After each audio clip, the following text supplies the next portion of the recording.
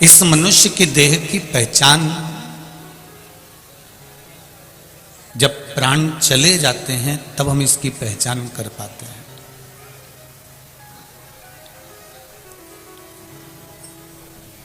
नौकरी रहती है, सर्विस रहती है, तब हमारे सिग्नेचर की कीमत होती है। जितने लोग भी नौकरी करते हैं, चाहे वो जिस भी जगह पर नौकरी कर रहे हैं, चाहे बैंक में करें, चाहे प्रशासन की कहीं पर भी आप प्राइवेट करें, चाहे सरकारी करें, नौकरी की कीमत जब तक आपकी 60 वर्ष की आयु है, 62-63 की आयु है, जब तक गवर्नमेंट आपको रिटायर नहीं करती तब तक आपकी कीमत सिग्नेचर की कीमत होती है। बोलो रीजी जियो, सही है। उस साइन की, उस सिग्नेचर की कीमत है। और रिटायरमेंट होने के बाद आप उसी कुर्सी पर जाकर बैठोगे तो कोई बैठने नहीं देगा। रिटायरमेंट होने के बाद में आप अगर वहां जाकर सिग्नेचर भी करोगे तो उसकी कोई कीमत नहीं होगी। रिटायरमेंट होने के बाद अपना साइन भी करोगे, उस जगह पर बैठकर घंटों बैठे रहोगे तो भी कोई कीमत नहीं होगी।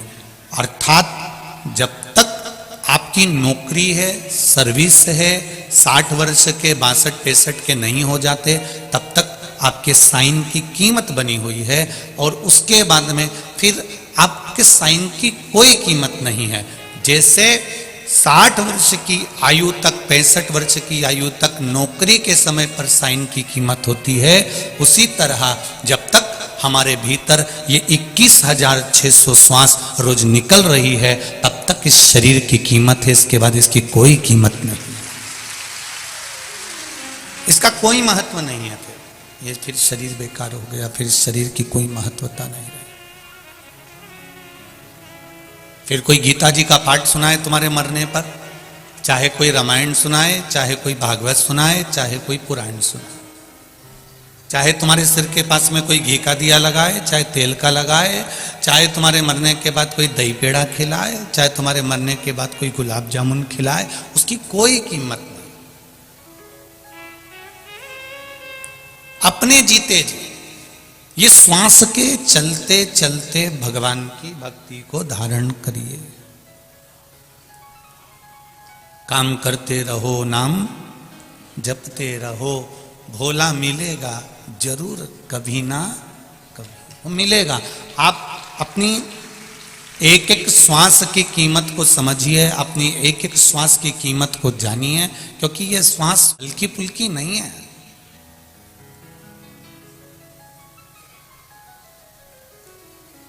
चार बांस, 4 कंधे और 40 कंडे तो कोई भी दे देगा। कितने बांस? जम के बोलो जरा। कई लोग पूछते हैं 4 बांस का क्या लफड़ा है, 2 बांस पे तो जाते हैं। हमने कहा बीज में भी तो लगाए जाते हैं काट के। 2 तो उसी के काम आते हैं जो काट के बीच बीच में बनाए जाती अर्थी और ले जाया जाता है। 4 बांस, 4 कंधे और 40 कंडे। गाय के गोबर के जो कंडे होते हैं वो 40 से ज्यादा लगते ही नहीं है। इससे ज्यादा तुम जाके देख लेना, कोई ना अभी तक 150-200 लगाए हो तो बता दो। यहां तो अर्थी जलाने वाले, चिता जलाने वाले भी इतने चतुर होते हैं कि वो अंदाजा लगा लेते हैं, अरे हल्की बॉडी है, लिया 2 कुंटल लकड़ी बस बहुत है, और कंडा लिया 25-50 बस बहुत है, हो गया। लिया 10-20 कंडा उठा।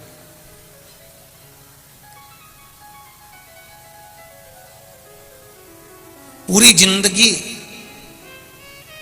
हमने इसी में निकाल दी कि मेरे परिवार वाले मुझे 4 कंधा देंगे, पूरे परिवार वाले मुझे 4 बांस देंगे, पूरे परिवार वाले 40 कंडे देंगे। ये समझौता करने में हमने अपनी जिंदगी निकाल दी। जोड़ जोड़ के बच्चों के लिए कर दिया और बहुओं के लिए कर दिया, परिवार के लिए कर दिया, पर अपने लिए कभी नहीं करा। वो तो आपको धन्यवाद है, आपने जिंदगी भर जो कमाया, दुकान पर, फैक्ट्री पर, ऑफिस में, नौकरी में, सर्विस में, वो अपने पत्नी और बच्चों के लिए कमाया। पर आज 3 घंटे की ये कथा में बैठकर जो कमा रहे हो, ये अपने लिए कमा रहे हो, किसी दूसरे के लिए कमाई नहीं कर रहे हो। और इसको भी अपनी सत्यता में जीने का प्रयास करो, अपने आनंद के साथ जीने का प्रयास करो। बड़ी मुश्किल से नर तन मिला, ये गंवाने के काबिल नहीं है। ध्यान हरि का हृदय से न भूलो, ये भुलाने के काबिल नहीं है। इतनी मुश्किल से ये मानव की देह मिली है, इतनी मुश्किल से ये मनुष्य का शरीर मिला है, और इसको हम यूं ही गंवा दें तो हमारा जीवन व्यर्थ है। पड़ोसन के यहां बैठो ना तो सोचना कि आज मैंने अपना समय बर्बाद कर दिया। रिश्तेदारों के यहां बैठो तो समझ लेना कि आपने अपना समय बर्बाद कर दिया। कहीं गलत जगह पर बैठो तो समझ लेना कि समय बर्बाद कर दिया। पर कभी टीवी खोलकर आस्था चैनल के सामने शिव महापुराण की कथा या पंडाल में बैठकर या मोबाइल के सम्मुख में कथा सुनो तो समझ लेना कि मैंने कौन सा पुण्य करा था जो आज मेरे सामने ये शिव महापुराण की कथा सम्मुख में। हमारी कीमत भगवत भजन से। अभी तुम यहां से निकलो, बाहर जाओ, बहुत सारी दुकान लगी हैं। चाय पूछना कितने की है, कितने की चाय? 10 रुपए की। ओह,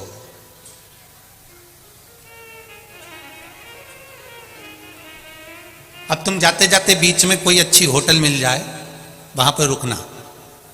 चाय कितने की है? 25 रुपए की। फिर और जाते जाते कहीं 4 स्टार होटल मिल जाए, 4 सितारा होटल मिल जाए तो वहां पर पूछना चाय कितने की है? 90 रुपए की। फिर कोई 5 स्टार होटल जहां वीआईपी जाता हो, वहां जाकर पूछना चाय कितने की है? 200 रुपए की। जो चाय, अब उसने कोई अलग से तुम्हारे लिए 200 रुपए में कहीं केसर और पिस्ता तो नहीं डाला होगा चाय के अंदर।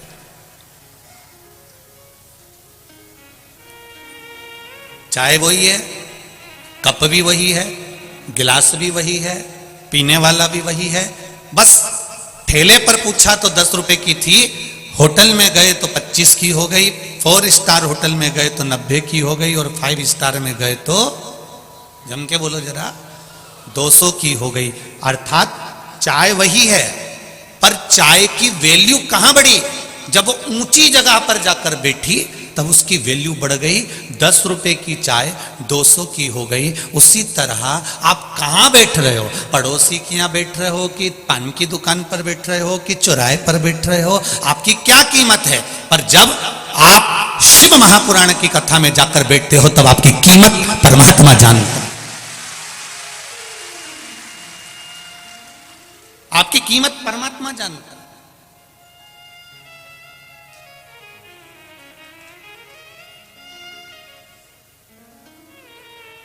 कोई नेता आए तो भी लोगों की व्यवस्था रहती है, कोई राजनेता आए तो भी लोगों की व्यवस्था रहती है, कोई कलाकार आए तो भी लोगों की व्यवस्था रहती है। पर आज अगर रूप में भी यहाँ पर सेवा में आप लोग लगे हुए हो तो जरा भगवान को धन्यवाद देना कि कौन सा पुण्य करा था मैंने, जो मेरी नौकरी को, मेरी सर्विस को इतने साल हो गए पर शिव महापुराण की नौकरी करने की मौका नहीं मिला, और आज भगवान ने शिव पुराण की नौकरी में लगाया। नेता की बहुत करी, अभिनेता की बहुत करी, राजनेताओं की बहुत करी, पर आज तुम शंकर की कर रहे हो, या सियोर वाले महाराज की नहीं।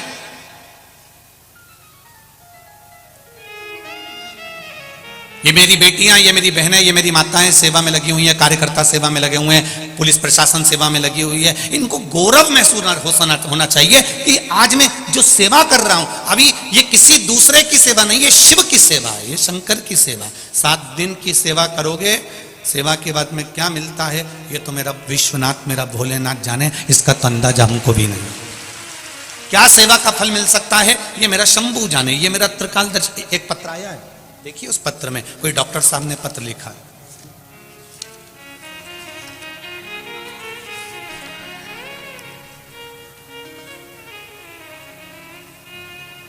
मैं प्रयागराज त्रिवेणी संगम से डॉक्टर सचिंद्र कुमार मिश्र, पुत्र श्री कमलेश नारायण जी मिश्र, निवासी 94A12 राजीव नगर प्रयागराज से उत्तर प्रदेश से हूँ। कहीं बैठे हैं डॉक्टर साहब तो हाथ हिलाइएगा। आप ही हैं? श्री शिवाय नमस्तुभ्यम। आप तो पास में बैठे हैं, माइक दे दूं आपको? दे दो जरा। क्या होता है, दूर कोई बैठा रहता है तो पहुंचने में टाइम लगता है, इसलिए हम लोग नहीं पहुंचाते आजकल। डॉक्टर साहब आपने लिखा है, मैं उत्तर प्रदेश का प्रयागराज का निवासी हूं।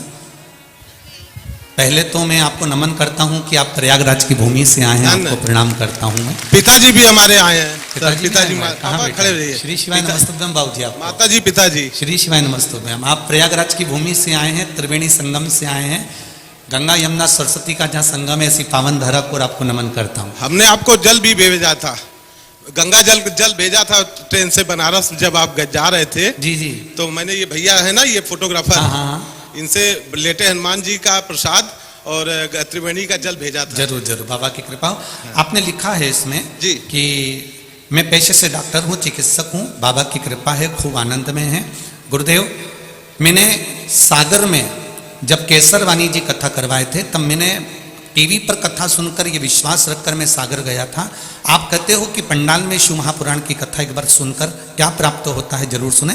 मैं सागर में केसरवानी परिवार ने जब कथा कराई तो सुनने के लिए गया, वहाँ मैंने कथा सुनी, केसरवानी परिवार से भी मिलना हुआ, सब बात कर फिर हम रात्रि विश्राम कर सब आनंद के साथ में सीहोर कुबेरेश्वर धाम चले गए। कुबेरेश्वर धाम जाकर हमने गौशाला का दर्शन करा, भोलेनाथ जी को प्रणाम करा। वहाँ कंकर शंकर है, रुद्राक्ष तो मिला नहीं। रुद्राक्ष मिल गया था। वो राय साहब मिले थे सर जी, बिटोही के नहीं है वो सरपंच जी। जी जी, ये सब भोले बाबा की कृपा। हम भोजन करने गए थे बाहर ढाबे में, वही वो अचानक मिल गए। अच्छा, उन्होंने दे दिया। उन्होंने दे दिया। फिर आपने लिखा है, मैंने अपने बेटा और बेटी के लिए क्या मांगा था भोलेनाथ जी से? MBBS में एडमिशन के लिए। अच्छा, ये आई है। हो गया दोनों का? नहीं, एक का हो गया है, दोनों इसका हो गया, इसका हो गया। बेटी आपको बहुत बहुत बधाई, बाबा की कृपा है। और भाई को जिला जज, छोटे वाले भाई को जिला जज के लिए सीहोर में कह के आया था जी। और वहां से रुद्राक्ष और कंकड़ में शंकर आप कहते हैं, तो मैं वहां से कंकड़ ले आया था जी। और उसी को रोज रुद्राक्ष के जल से स्नान करके पूरे, ये मेरी बहन है छोटी, ये मेरी धर्म पत्नी, बाबा की कृपा है, बड़ी बहन है। अब सब बाबा ने कर दिया, हाथ पकड़ लिया, बस शिव कृपा बनी रहे, आपका आशीर्वाद है। श्री शिवाय नमस्ते। बैठिए बैठिए, हर हर। तो शिव कृपा, शंकर की उदारता, शिव की करुणा। जैसे आपने बेटी के लिए, बेटों के लिए, छोटे भाई के जज के लिए मांगा और बाबा ने हाथ पकड़ा और कृपा करी। ये शिव की कृपा बिना नहीं हो सकता। आप क्या प्राप्त कर रहे हो, आपको क्या मिल रहा है, ये हम नहीं जानते। वो तो आपके पत्र आते हैं तो हमको मालूम पड़ता है, नहीं तो हम तो इतना जानते हैं कि शंकर की कथा कहना है, शंकर की कथा सुनना है और शिव को बाँचना है, शिव को बचवाना है और शिव को ही श्रवण करना है। यहाँ कोई दूसरा है ही नहीं। उसकी कृपा जो है, ये करुणा जो, तेरी कृपा बिना ना हिले एक भी अणु, लेते हैं श्वास तेरी कृपा से तनु तनु। बखान क्या करूं मैं राखों के ढेर का, चपटी भभूत में खजाना कुबेर का। हे गंगधार मुक्ति द्वार ओमकार तू, भोले ओमकार तू।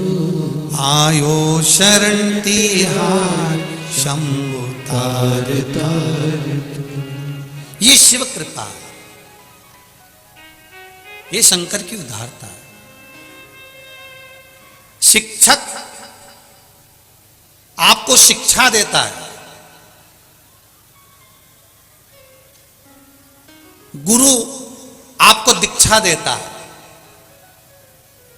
शिक्षक शिक्षा देगा, गुरु दीक्षा देगा, पर मेरा महादेव आपकी झोली में सब कुछ भर देगा, ये निश्चित है। वो खाली नहीं छोड़ता, वो देता है, और क्या देता है वो वही जान सकता है। उसकी कृपा कैसी होती है, ये वो भले थोड़ा भगवान के यहाँ पर देर है, थोड़ा समय लग सकता है। फाइल जब मोटी होती है तो उसको दबाने में, छुपाने में थोड़ा समय तो लगता है। तुम तो एकदम कह दो नहीं साहब तुम तो मुझसे पैसा लो और तुम मेरा केस निपटाओ, ने मेरा काम निपटाओ, तो जिसके पास खड़े हो ना वो भी कह देगा थोड़ा समय तो लगेगा, अभी थोड़ा रुक जा। एकदम नहीं कर सकता, एकदम कर दिया तो लोग मुझे निगल जाएंगे, इसलिए थोड़ा फाइल को दबाने में, छुपाने में थोड़ा समय लगता है। उसी तरह परमात्मा के पास भोलेनाथ जी का हाथ तुमने पकड़ा है, शंकर जी की शरणागति ली है, शिव के चरणों में तुम गए हो, और तुम्हारा दुख बड़ा भारी है, तुम्हारा कष्ट बड़ा भारी है, पूर्व का किया गया पाप बड़ा भारी है। उस पाप को काटने में शंकर भगवान को भी तो माँ बैठे हैं शिव पंचायत में, जैसे हमारे यहाँ पंचायत लगती है तो वहां भी तो पंचायत लगती है, उनको भी तो जवाब देना पड़ता है कि भोलेनाथ जी तुम ये क्या कर रहे हो, ब्रह्मा जी तुम ये क्या कर रहे हो, भगवान विष्णु तुम क्या कर रहे हो। सबके सामने शंकर भगवान को भी जवाब देना पड़ता है कि इसका दुख तुमने कैसे काट दिया, इसकी किस्मत में तो दुख लिखा हुआ था, इसकी किस्मत में तो रोना लिखा हुआ था, इसकी किस्मत में तो ठोकर लिखी हुई थी, फिर आपने इसको कैसे तार दिया। तब शंकर भगवान कहेंगे कि भैया देख फाइल उठा ले, इसने मेरे पशुपति व्रत करे थे, 5 सोमवार आई थी, बीच में मैंने सोचा था व्रत छोड़ देगी, इसलिए इसके घर के आसपास में मैंने किसी को निपटा भी दिया था, निपटाया तो ये 1 महीना व्रत पाई फिर चालू कर दिए, इसने पीछा नहीं छोड़ी मेरे, इसलिए मुझे फाइल को दबाना पड़ा और इसको पार लगाना पड़ा। ये शिव है, ये औघड़ी है।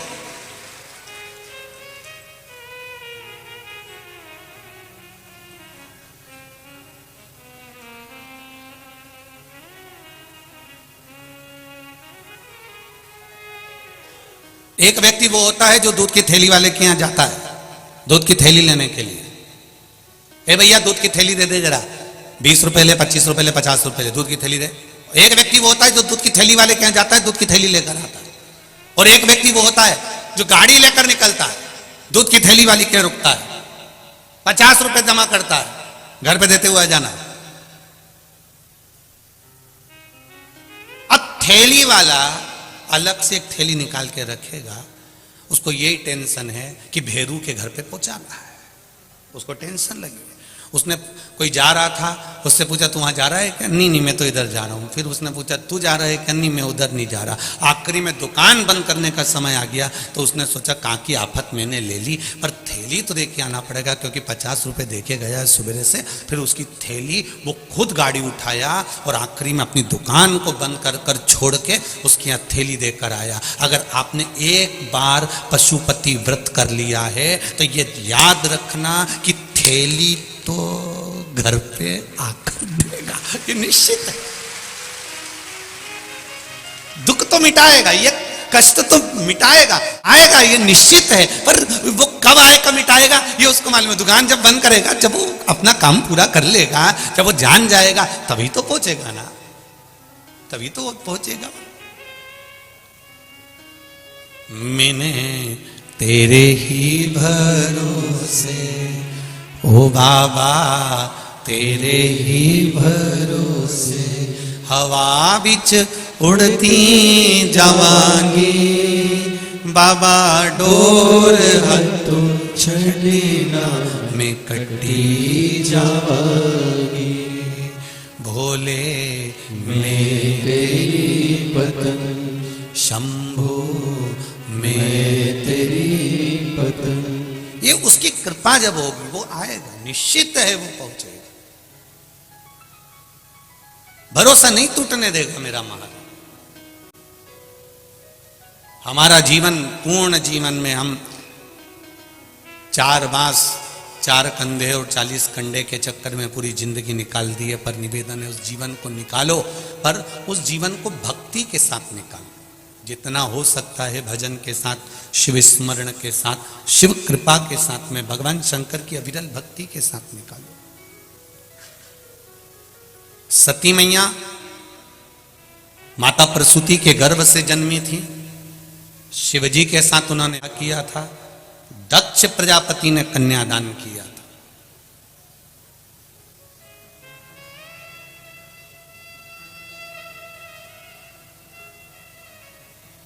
अब दक्ष प्रजापति ने कन्यादान करा, इसके बाद भी अपने जमाई से इतना बैर क्यों है?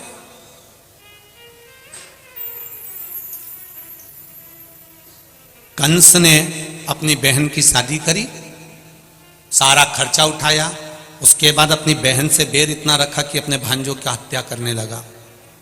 सुनिए ना भागवत जी, कारण क्या था? केवल एक आकाशवाणी हुई थी और उस आकाशवाणी में कह दिया गया था, कंस इस देवकी का अष्टम पुत्र तेरी मृत्यु का कारण बनेगा, 8वां पुत्र तेरी मृत्यु का कारण बनेगा।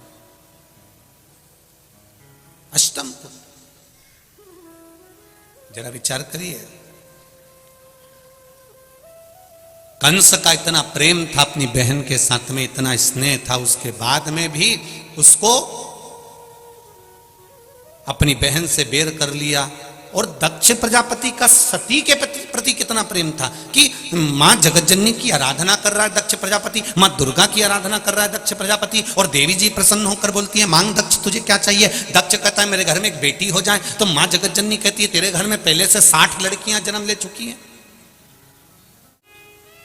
तेरे घर में 60 कन्याओं ने पहले से जन्म ले चुकी हैं, 60 कन्याओं का जन्म हो चुका है, और 60 बेटियां जन्म लेने के बाद फिर लड़की मांग रहा, फिर बेटी मांग रहा।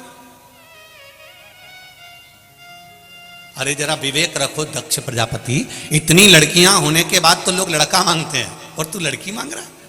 दक्ष प्रजापति कहते हैं, मां बेटा एक कुल को तारता है और बेटी 2 कुल को तार देती है, 2 कुल को बेटियां तारती।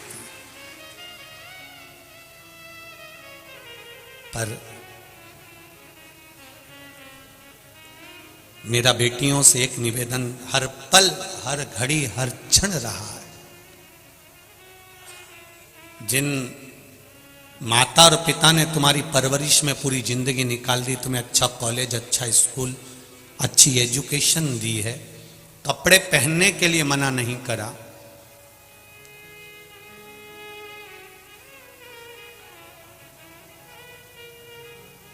कैसे तुम वस्त्र पहन रहे हो उसके लिए उसने मना नहीं करा। बस मेरा बेटियों से इतना सा निवेदन है कि अपने माता पिता को कन्यादान का मौका जरूर देना, उसको वंचित मत रख देना, उसको कन्यादान का मौका दीजिए। और एक बात अभी तक नहीं कही जो आज कहने जा रहे हैं, आपको अच्छी लगे तो उत्तर प्रदेश की मां गंगा के घाट पर जो कथा हो रही है, ये कल्याणपुर कानपुर की, आपको अच्छा लगे तो अपने जीवन में उतारिएगा। नवयुवक बेटे और बेटियों से निवेदन है, ड्रेस और एड्रेस ये दोनों अगर सही हैं तो आप उन्नति की सीढ़ी पर चढ़ जाओगे। जम के बोलो, क्या क्या? ड्रेस और एड्रेस अगर सही है तो आप उन्नति की सीढ़ी पर चढ़ सकते हो, आपको कोई नीचे उतार ही नहीं सकता।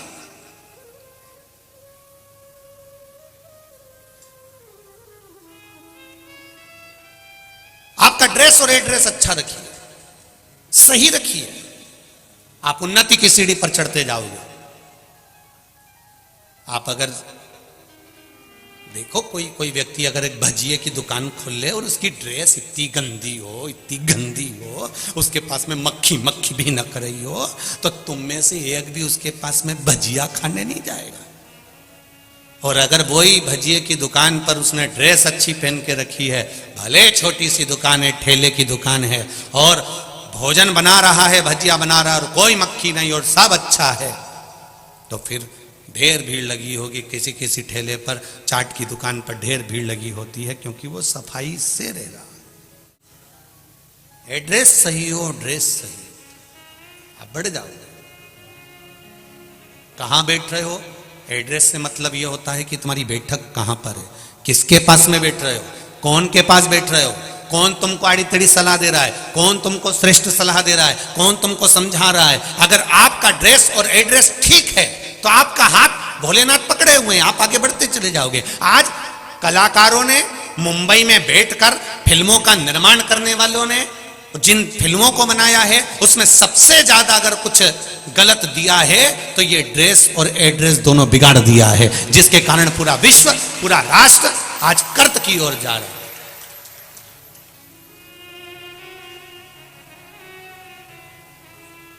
हम उसको संवारे थोड़ा सा, हम उसको जाने।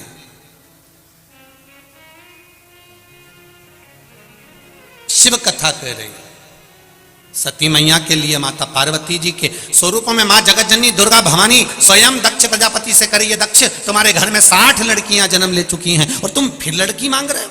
दक्ष कहते हैं मुझे बेटा नहीं चाहिए, बेटा अगर घर में हो भी जाएगा तो वो कौन सा मुझे साथ लेगा। तुम्हारे घर में भी तुम्हारा बेटा रह रहा है, तुम्हारे घर में भी तुम्हारा बेटा रह रहा है, शादी हो गया, सब कुछ हो गया, पोता पोती हो गए। मैं एक एक डोकरी अम्माओं से, बुढ़ी बुढ़ी माताओं से पूछना चाहूंगा कि तुम्हारा बेटा और बेटी दोनों की शादी हुई, बेटी पराए घर चली गई, बेटा तुम्हारे पास रह गया। ईमानदारी की बात बताना कि बेटा कितने घंटे तुम्हारे पास बैठकर बात करता है। कम से कम बेटी रोज फोन लगाकर पूछ तो लेती है कि मम्मी तू कैसी है। बेटी कम से कम फोन लगाकर पूछ तो रहती है कि माँ तू कैसी है, पापा को शुगर हो गई है, डॉक्टर को दिखा देना, उनको तकलीफ हो रही है, उनका ध्यान रखना। मम्मी कहे तो मैं आ जाती हूँ, सियोर वाला महाराज की कथा चल रही है कल्याणपुर में, कथा भी सुन लूंगी और तेरे यहाँ पापा को दिखा भी आऊंगी, डॉक्टर को भी दिखा दूंगी। बेटी एक आनंद लेकर बार बार आपको फोन लगाकर कहती है मम्मी मैं आऊं क्या, पापा मैं आती हूँ, तुमने दवाई ली कि नहीं ली, तुमने ये करा कि नहीं करा, पापा तुम थक गए हो, दुकान भैया को कह दो संभालेगा, तुम मत जाओ। ये बेटी ज्ञान देती है, पर कभी बेटा तुम्हारे मुख से नहीं कहता कि पापा तुम्हें तकलीफ क्या हो रही है, तुम रात भर से तकलीफ में हो। बाबूजी आपको क्या हो गया, बाबा आपको क्या हुआ, माँ तू रात भर से कांक रही थी, तेरा चेहरा बता रहा है, माँ तू रात भर सोई नहीं है। जो बेटे को करना चाहिए वो बेटी कर रही है। इसलिए दक्ष प्रजापति कर रहे हैं मुझे बेटा नहीं मुझे बेटी दीजिए, जो पल पल में मेरा साथ देने के लिए कदम से कदम मिलाकर खड़ी रहे, ऐसी बेटी मुझे चाहिए। वो बेटी का मुझे जन्म दे दो। मां जगत जननी दुर्गा भवानी कहती है दुनिया बेटा मांग रही और तू बेटी मांग रहा है। दक्ष प्रजापति कहते हैं 60 लड़की ने अगर जन्म लिया है तो उसमें दुख की क्या बात। दुर्गा जी कहती हैं 60 बेटी का विवाह तो करो, मालूम पड़ जाएगा। 60 लड़की का अगर विवाह तो करो, मालूम पड़ जाएगा। दक्ष प्रजापति ने एक शब्द कहा, मैं दुनिया के प्रत्येक बाप से कहना चाहूंगा, पिता से कहना चाहूंगा। रामकृष्ण परमहंस जी के शिष्य स्वामी विवेकानंद वैष्णो देवी की सीढ़ियां चढ़ रहे थे, और स्वामी विवेकानंद जब वैष्णो देवी की सीढ़ियां चढ़ रहे थे, एक गांव का व्यक्ति अपनी बेटी को कंधे पर बिठाकर ऊपर चढ़ रहा था। स्वामी विवेकानंद ने उस गांव के व्यक्ति से कहा, बाबा तुमको बोझ लग रहा होगा, वजन लग रहा होगा, बोझा लग रहा होगा, लाओ तुम्हारी बेटी को मैं कंधे पर बिठा लेता हूं और वैष्णो देवी के ऊपर मंदिर में दे दूंगा। इतने में एक बुढ़े बाप ने कहा, सुनो स्वामी विवेकानंद, जिस बाप को बेटी बोझा लगती हो वो बाप हो ही नहीं सकता, ये निश्चित है।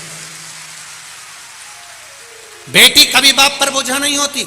3 के भाग्य का धन हर व्यक्ति को प्राप्त होता है। पहले नंबर पर बेटी के भाग्य का, दूसरे नंबर पर गौ माता के भाग्य का, तीसरे नंबर पर संत ब्राह्मण के भाग्य का। अगर आप क्या किसी ब्राह्मण ने, किसी संत ने, किसी साधु ने, किसी गुरु ने 1 गिलास पानी भी पिया है तो उसके भाग्य का धन तुमको मिलेगा। तुम्हारे घर में अगर बेटी ने जन्म लिया है तो बेटी के भाग्य का धन तुमको जरूर मिलेगा। बहन बेटियां तुम्हारे यहाँ आ गई, तुमने अपनी बुआ को, अपने आए हुए बहन बेटी को कोई वस्त्र आभूषण दिया है, उसके भाग्य का धन तुमको जरूर मिलेगा। और नंबर पर है गौ माता, गाय को अगर 1 रोटी भी दी है तो उसके भाग्य का धन तुमको जरूर मिलेगा। ये 3 के भाग्य का कहीं नहीं गया, ये मिलता जरूर है, प्राप्त जरूर होता है। बेटी का शादी आएगा, बेटी का विवाह आएगा, बेटी की विवाह का समय आएगा, कहां से धन आएगा, कैसी शादी होगी। एक लड़के की शादी कर कर देखना और एक लड़की की शादी में टेंशन बहुत रहता है, पर शादी ऐसी होती है कि परिवार वाले भी कहते क्या जोरदार शादी करी, तो लोग भी कह देते पहले का धन दबा के रखा था। अब इनको यह नहीं मालूम कि बेटी तो खुद धन है, उसके चरण की जो पूंजी है, उसके कदम की जो पूंजी है, उसके पांव की जो पूंजी है, जब जन्म ली है, पेट उसने दिया है तो भरण भी वही करेगा। बेटी का जन्म उसने दिया है तो विवाह भी वही करेगा। आप बेटे की चिंता करो, बेटी की चिंता छोड़ दो। वो बस बेटियों से निवेदन है, तुम अपने आप को मजबूत बनाना और किसी आड़े टेढ़े नत्थु खेरे के चक्कर में मत पड़ जाना। बस इतना सा निवेदन है मेरा बेटी से।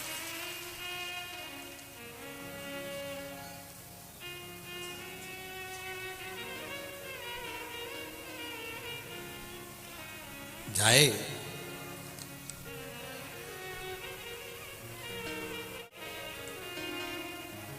एक तेरे ही भरोसे मैंने तेरे ही भरोसे हवा बिच उड़ती जावागे बाबा डोर हत्तो छड़ी ना में कटी जावागे भोले में तेरी पद शंभो में तेरी पद हवा बिच उड़ती जावागी बाबा डोर हत्तो छड़ी ना में कटी जावागे भोले मैं तेरी पद। शिव कथा कह रही है, शिव कथा वर्णन कर रही है कि सती मैया के लिए देवी जी ने बार बार मना करा और दक्ष प्रजापति नहीं माने। एक नारी का जो जीवन होता है बड़ा विचित्र होता है। एक स्त्री का जो जीवन होता है बड़ा विचित्र होता है। बहुत कुछ अपने मायके के लिए भी करती है, बहुत कुछ अपने ससुराल के लिए भी करती है। उसके बाद भी शब्दों के बाण उसको सहना पड़ते हैं और दुनिया के ताने उसको सुनना पड़ते हैं। ये जीवन है नारी, जीवन नारी का बड़ा विचित्र। एक बेटी ने एक पत्र लिखा है,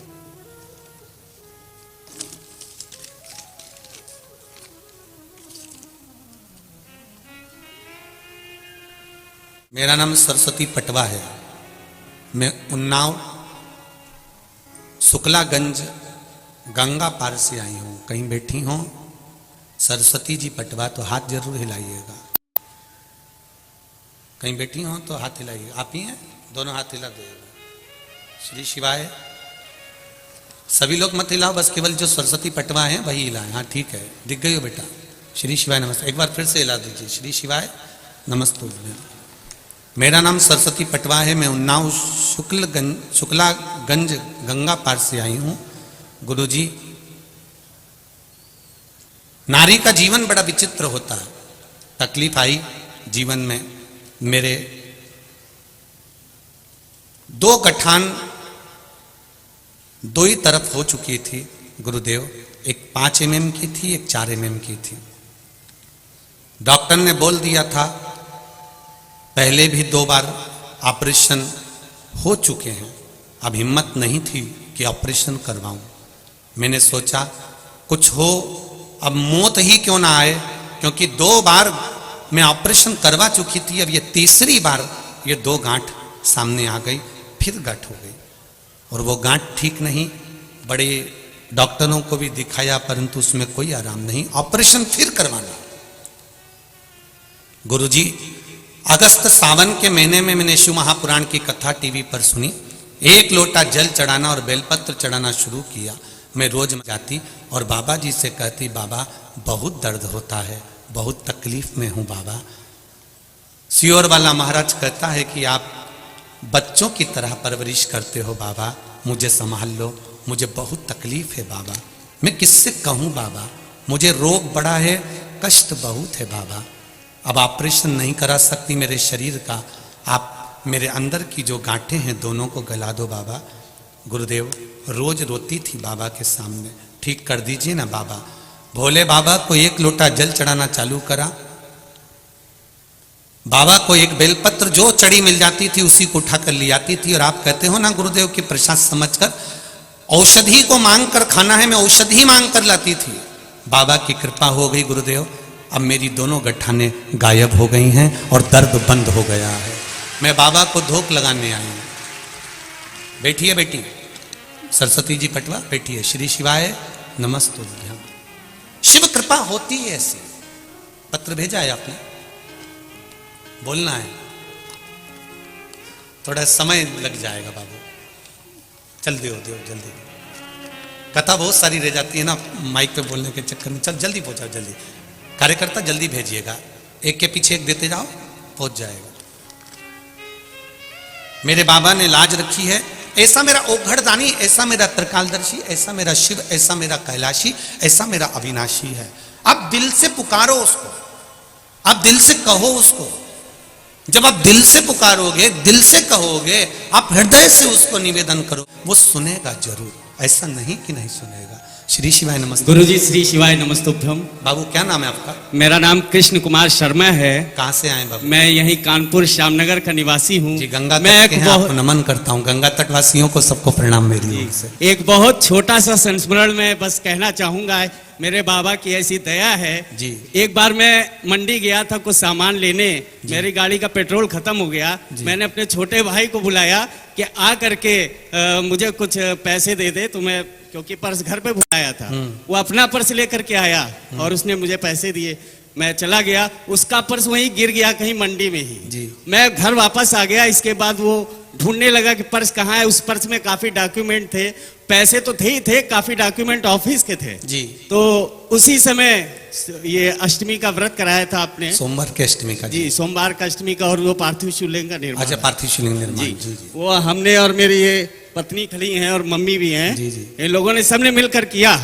तो ये लोग तो रोने लगी और भाई रोने लगा कि अब मेरा होगा क्या, कई सालों का डाटा मेरा निकल गया जी। तो मैं तो गाड़ी निकाल के, मुझे कुछ सूझा नहीं, बाहर चला गया और उसी जगह मैंने कहा ढूंढूं, और रास्ते में एक भोलेनाथ का मंदिर पड़ा। मैंने वहां 2 मिनट खड़े होकर कहा, बाबा अब तो बड़ी बदनामी होगी, क्योंकि घर में माँ ने और पत्नी ने जो आपका अभिषेक शिवलिंग निर्माण किया है जी। और इसकी वजह से अब आप जानो, आप ही के ऊपर सारी बात आनी है, निश्चित समझ लो। और मैं तो जा रहा हूँ, आप समझो। इतना कहना था, 2 मिनट बाद पत्नी का फोन आया जी। और पत्नी कहती मुझसे, आ जाओ। एक अंकल और एक छोटा बेटा आकर के पर्स दे गए। जय हो शिव। ये भोले की दया है, ये बाबा की कृपा। बोले श्री शिवाय नमस्ते। बैठिए। हर हर महादेव। शर्मा जी बहुत बहुत प्रणाम आपको। ये शिव कृपा है, वो कब अनायासी कृपा कर जाता है पता ही नहीं पड़ता। आप तो उसके मंदिर के सामने खड़े होकर आपने उसको कह दिया कि घर में पार्थिव शिवलिंग का निर्माण हो रहा है, और अगर इतना दुख रहेगा तो संभाले, पकड़ लो हाथ त्रिपुरारी, नहीं तो डूब जाऊंगी, हमारा कुछ ना बिगड़ेगा, तुम्हारी शान जाएगी। हमारा क्या बिगड़ने वाला है? सीहोर वाला महाराज तो कथा वाचेगा चले जाएगा, पर नाम तो शंकर का है, शिव ओघड़ी का है। वो इतना छाती ठोक कर कहता है कि उसकी कथा सुनने पर वो देता जरूर है, छोड़ता नहीं है। फिर कहूंगा उसकी कृपा कोई साधारण नहीं होती। तेरी कृपा बिना न हिले एक भी अणु, लेते हैं श्वास तेरी कृपा से तनु तनु। महाराज कृपा उसकी है। आप पेट की चिंता छोड़कर परमात्मा की चिंता करिए। फिर निवेदन करूंगा, पेट भरने की जवाबदारी उसकी है, वो भरेगा। जब माता दुर्गा भवानी ने बार बार समझाया, मां अम्बे बार बार बोली कि बेटी क्यों, बेटी का जन्म क्यों हो गया, बेटा मांग लो, बेटा मांग लो। नहीं नहीं मां, मुझे बेटी चाहिए, मुझे चाहिए। ठीक है, मां ने कह दिया तेरे घर में अलग से कौन बेटी देगा। 60 लड़कियां जब तेरे घर में हो चुकी है, अब बेटी नहीं दे सकता परमात्मा। तब भगवान कह रहे हैं कि दक्ष प्रजापति कर रहे हैं एक बेटी और दे दो। तब मां कहती है मैं खुद सती बनकर तेरे घर में जन्म लेने वाली हूं, मैं खुद आ जाऊंगी। अब ध्यान देना जरा कथा की ओर। दक्ष प्रजापति ने मां जगदंबा से खुद बेटी मांगी। बेटी का विवाह भी दक्ष प्रजापति ने धूमधाम से शिव जी के साथ में करा। दक्ष प्रजापति ने बेटी का कन्यादान भी दिल से करा। खूब आनंद के साथ बेटी का विवाह करा। फिर ऐसी कौन सी बात हो गई जो बेटी का जो पति है वो इसको बुरा लगने लगा, दक्ष प्रजापति को बुरा लगने लगा। ऐसा क्या काम हो गया? जब बेटी माता के रूप में आई, दक्ष प्रजापति को मालूम है, मां से बेटी का रूप मांगा, ये भी दक्ष प्रजापति को मालूम है, शिव जी के साथ बेटी भी आई, ये भी मालूम है। फिर आखिर ऐसा कौन सा काम हो गया था, एक कर्म कौन सा हो गया जो जमाई बुरा हो गया?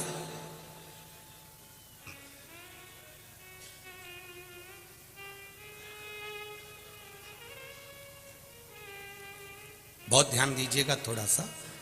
आपकी नी बने ना किसी से तो थोड़ी सी दूरी बना लो, मना नहीं है, पर गलत बोलकर, गलत कर कर आप किसी का साथ बुरा मत करो। थोड़ी दूरी बना लो, चल जाएगा। अगर थोड़ी सी दूरी बन गई ना तो भी काम चलेगा, पर आप किसी का बुरा मत सोचो और बुरा मत करो। किसी ने आपका, अगर आपसे नहीं बन रहा है, आपसे नहीं बातचीत है, आपसे नहीं उसका प्रेम स्नेह, तो आप थोड़ा दूरी बना लो। ठीक है भैया, राम राम साहब, जय जय श्री कृष्णा, जय श्री हरे, हर हर महादेव, श्री शिवाय नमस्तु। थोड़ी दूरी बना लो, पर व्यवहार खराब मत करो, बात खराब मत करो। दूरी बना ली, चल जाएगा। थोड़ा दूर हट गए, चल जाएगा। थोड़े दिन के बाद में फिर हो सकता है कि एक हो जाओ, पर अगर बात विवाद हो गया, बहुत अपशब्द निकल गए मुख से, तो ध्यान देना कि बंदूक की गोली का घाव तो भरा जाता है, पर इस जिह्वा की गोली का भाव नहीं भराता, उसका घाव नहीं भराता। ये जीवान से जो बोला जाता है ना, इसका घाव बड़ा तीखा होता है। बहुत ध्यान दीजिए। वाणी ऐसी बोलिए जो मन का आपा खोए, पर आज के जमाने में वाणी ऐसी बोलिए जो जम के झगड़ा, पर उससे मत बोलिए जो तुमसे तगड़ा। आज का जमाना थोड़ा सा उल्टा है कि लोग थोड़ा ध्यान नहीं दे पाते, बस बोलना है। गुस्सा तो ऐसा हुआ है, क्रोध इतना भरा हुआ है व्यक्ति में कि एक सेकंड में तन्न फन, और 1 मिनट का गुस्सा आता है, 2 मिनट का, 5 मिनट का आता है। उत्ते से गुस्से में वो ऐसा काम कर जाता है कि 10-15 साल तो उसका केस लड़ने में निकल जाता है, और बाकी के 10-15 साल उसके जेल में निकल जाते हैं। एक गुस्सा कितनी देर का आया, क्रोध कितनी देर का था, मात्र 5 मिनट 10 मिनट का। 10 मिनट में वो अंदर गया, तलवार लाया, चक्कू लाया, डंडा लाया, बंदूक लाया और सत्य मारा। कितनी देर लगी? अरे बोलो तो जम के 10 मिनट 20 मिनट पूरे लोग समझा रहे, अरे गुस्सा ठंडा करो, गुस्सा ठंडा करो, शांति रखो, समझाए, पूरे घर के लोग समझाए, पर ये तो और उछले, और ले आया अंदर से डंडा और चक्कू ने, ये ने वो, और अंदर घोप दिया। अब कितनी देर लगी? मात्र 15 मिनट, 10 मिनट, 20 मिनट के गुस्से ने बर्बाद कर दिया। ले गए पकड़ के, 4-5 साल केस चलता रहा, फिर आखिरी में 8-10 साल जेल में पड़े रहे। अब अंदर पछता रहे और कहते फिर रहे, राजीनामा करवा लो, राजीनामा करवा लो, राजीनामा करवा लो। पूरा मोहल्ला कह रहा था कि गुस्से पे संयम रखो, क्रोध पर संयम रखो।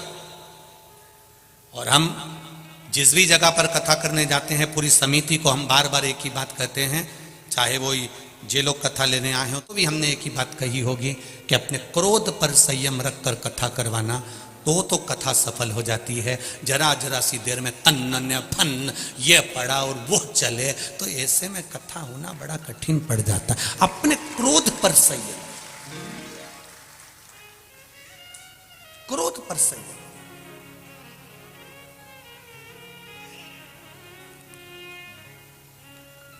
बहुत संयम रखना पड़ता है क्रोध।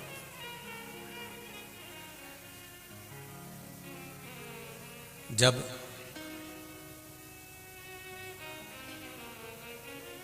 एक संयमित जीवन जियोगे, जब आए क्रोध तो थोड़ी देर के लिए सोचना, अभी रुक जाऊं, देर से तो मैं बाद में निपटूंगा, बस इतना बोल लो और चले जाओ। बस गुस्से में आकर कहकर कि देर से बाद में निपटूंगा, कल देख तू मेरे पास। और क्रोध को कल पर टाल दो।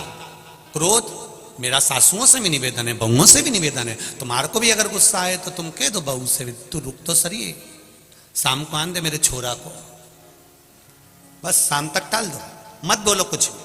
शाम तक तो पोता पोती जब गोदी में आएंगे, खेलेंगे कूदेंगे, सब बात खत्म हो जाएगी, अपने आप गुस्सा चले जाएगा।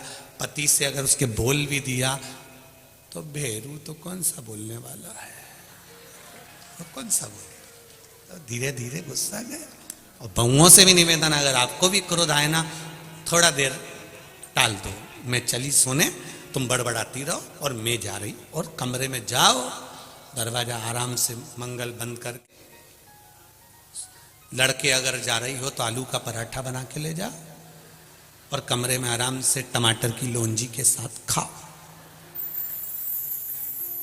अंदर बाहर जो हुआ उसको यहां से निकालो, अपन तो बढ़िया आलू का पराठा कितना जोरदार है और टमाटर की लोंजी कितनी जोरदार, खाओ पियो। अच्छा, थोड़ा क्रोध पर संयम रखिए, थोड़ा।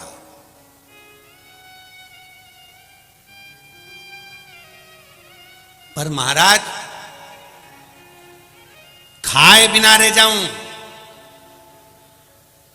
आगे बोलना जरा, ये देखो कितनी जल्दी बोली, खाए बिना रह जाऊं पर बोले बिना नहीं रह सकते। बस यही तो आफत है, सबसे बड़ी दिक्कत तो यह जीवान की है।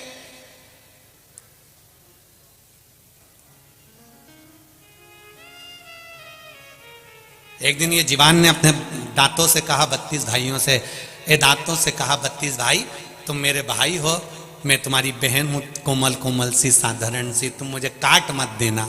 32 दांतों ने कहा बहन हम तेरी सौगंध खाते, हम कभी तुझे नहीं काटेंगे, पर तू कृपा करना, किसी से आड़ी टेढ़ी मत बोल देना, नहीं तो 32 भाई 1 मिनट में निपट जाएगा। 1 मिनट नहीं लगेगी और 32 की 32 गायब। तू कृपा करना। बस ये जिभ्या है जो पुजवा देगी, और ये जिभ्या है जो दुचवा। ये जीवान बड़ी विचित्र, बड़ी विचित्र।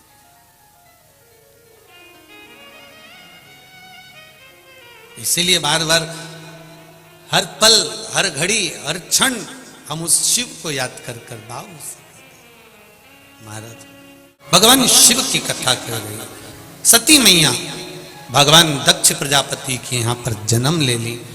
दक्ष के घर में, राजा दक्ष के घर में सती माता का जन्म तो हो गया। जन्म लेने के बाद माता सती शिव की आराधना करने लगी। उनका विवाह भगवान शंकर के साथ हो गया। शिव जी के साथ में जब विवाह हो गया, आनंद में रहने लगे सब। अब जरा ध्यान देना कि जमाई बुरा कैसे हो गया वो समझ ले थोड़ा सा। आप बहुत अच्छे हैं, आप बहुत श्रेष्ठ हैं, आप बहुत अच्छे हैं, पर कोई कोई व्यक्ति ऐसा होगा जिसकी निगाह में आप हमेशा बुरे ही रहेंगे। आप उसके लिए जान भी निकाल के रख दोगे तो भी उसकी दृष्टि में आप कभी अच्छे नहीं हो सकते। आप अपनी पूरी जिंदगी उसके चरणों में निकाल दोगे तो भी आप अच्छे नहीं हो सकते।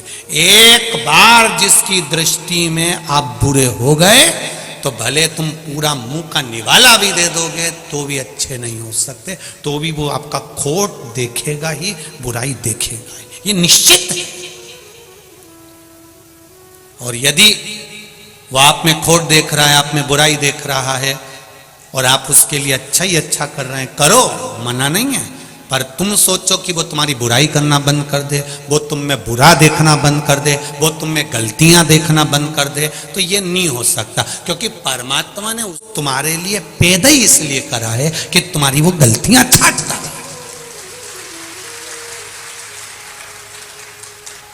ऐसे कई लोग हैं, आप उनको प्रणाम कर लो, दंडवत कर लो, नमन कर लो, आप उनको सब कुछ कह लो, आप उनके लिए जान निकाल दो, उसके बाद भी वो 24 घंटे में पूरी कथा में यही ढूंढते रहेंगे कि गलती कहां करे और अपन को कहां पकड़ना है, बस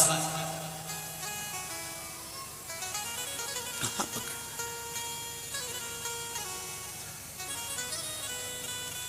जिस बहू की निगाह में सास बुरी हो गई, जिस सास की निगाह में जो बहू बुरी हो गई, वो बहू बेचारी 24 घंटा भी काम कर लेगी ना तो भी वो बुरी की बुरी ही रहेगी। तुम भले आगे बढ़ बढ़ के सब कर लो, तुम भले शादी में आगे बढ़ बढ़ के काम कर लो, तो भी किसी की निगाह में अगर तुम बुरे हो गए हो तो वो यही देखेगा कि आगे बढ़ बढ़ के काम कर रही, जरूर मायरे में जो साड़ी आ रही होगी ना, दो चार निपटा जाएगी। उसकी दृष्टि में तुम गलत हो गए ना तो कभी ठीक देख ही नहीं सकता। आप पूरा जान निकाल दो उसके लिए, पूरा प्राण निकाल दो आप उसके लिए, नहीं देखे। वो बुरा देख लिया उसने तो बुरा ही रहेगा, पर यह नहीं है कि हमको उसका बुरा करना। शिव महापुराण की कथा कहती है, भगवान विष्णु ने भगवान शंकर के पास में जहर भेज दिया, विष।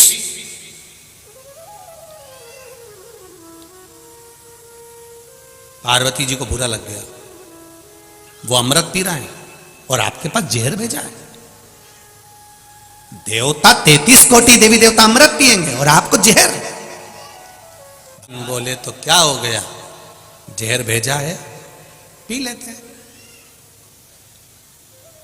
आपको मालूम है विष है, विष, मर जाओगे।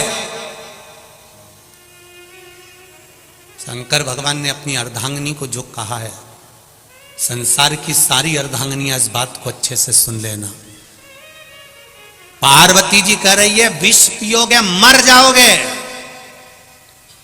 शंकर भगवान कहते हैं जब मैंने तेरे साथ में 7 फेरे लिए थे, तेरे गले में मंगल सूत्र बांधा था, वो मंगल सूत्र नहीं था पार्वती, मेरी जिंदगी की सारी तकलीफ, सारा दुख, सारा कष्ट मैंने तुझे दिया था। इसलिए भारत की भूमि पर पुरुष जितने व्रत नहीं करते उससे ज्यादा माताएं करती हैं, क्योंकि पति का दुख भी उसके खाते में होता है। करवा चौथ का व्रत पति नहीं करता, हाँ कहीं कहीं का कर लेता हो तो बात दूसरी है, वो भी हम मना नहीं करेंगे हो।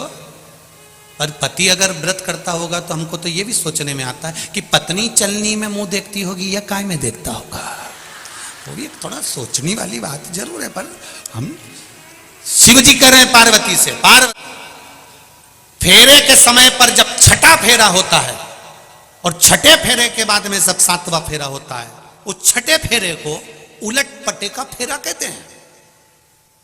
यहां जितने बैठे होंगे उनको ध्यान में होगा, छठे फेरे को उलट पट्टा का फेरा कहते हैं।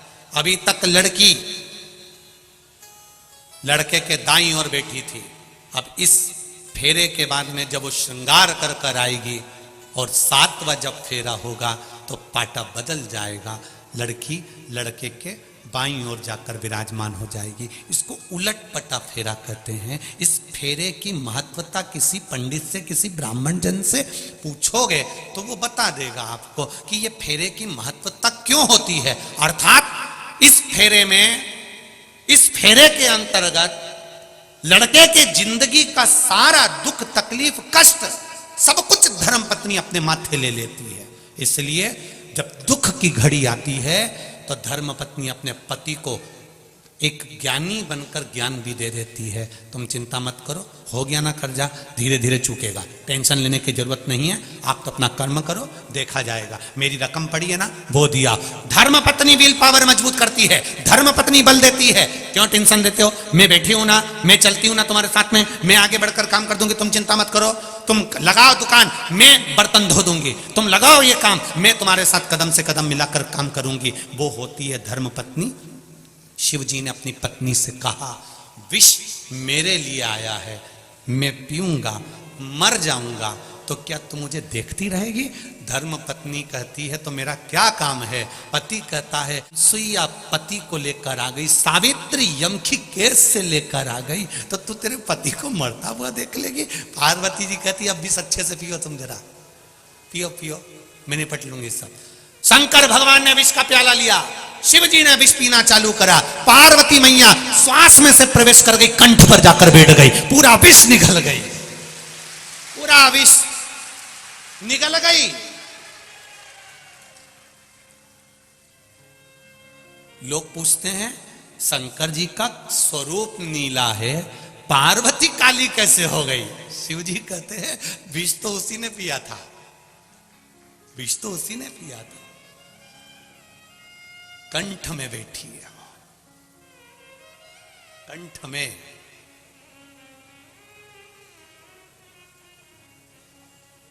भीतर बैठकर विष शिव जी ने पिया। शंकर जी ने पार्वती से पूछा, पार्वती विष मेरे गले में है। पार्वती जी कहती हैं मैं भी आपके कंठ में ही हूं, आपने मेरे कंठ में मंगल सूत्र बांधा था, आपके कंठ में मैंने माला पहनाई थी, वो माला साधारण नहीं थी, तुम्हारी पार्वती तुम्हारे साथ कदम से कदम मिलाकर खड़ी, कदम से कदम मिलाकर।